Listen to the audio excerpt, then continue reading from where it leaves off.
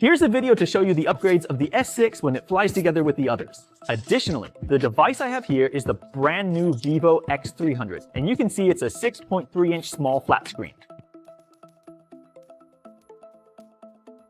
A new fun theme with light mountain effects allows the phone's lock screen to automatically change photos, reminiscent of those lenticular cards we played with as kids. You can set up to 4 images at once, and dynamic images and videos can also be set directly with many built-in transition effects. This lock screen is really interesting. Even if I'm not using the phone, I can't help but take it out for a look.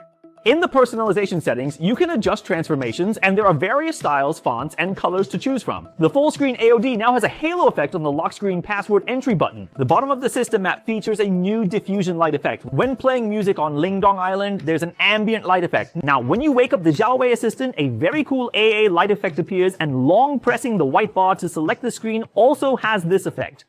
The control center has a brand new layout, background, and icons which are more advanced. Additionally, a sword-shaped blur animation has been added to the top. Doesn't it feel quite refined? The top of the -1 screen also features this sword-shaped blur animation. Furthermore, when opening and closing components, there is now a seamless animation effect. When you return after opening a small window in landscape mode, you'll notice the rotation of the small window is much smoother and more fluid, with no frame drops or stuttering. When moving icons, there are more dynamic ripple effects around them.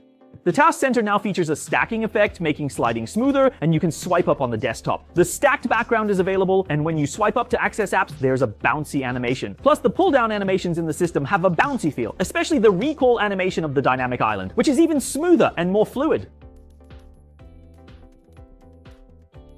Xiaowei Circle Search 2.0 can recognize addresses, navigation links, products, etc. on the screen at once. After recognizing, it offers suggestions, one-click navigation, ride-hailing, and search for related content, boosting efficiency. If you find a travel guide in a picture and fear losing it, just recognize the screen and click to save. It will be stored in Xiaowei memory, and it will auto-summarize and categorize it for you. The AI removal feature now directly removes dynamic photos with a cool animation effect. Comparing videos before and after removal, the effect is impressive. The new AI beautification lets you upload your photos and AA beautifies them for you. It also creates templates, so next time you take a photo, you can use it directly, making it look good and allowing for quick output.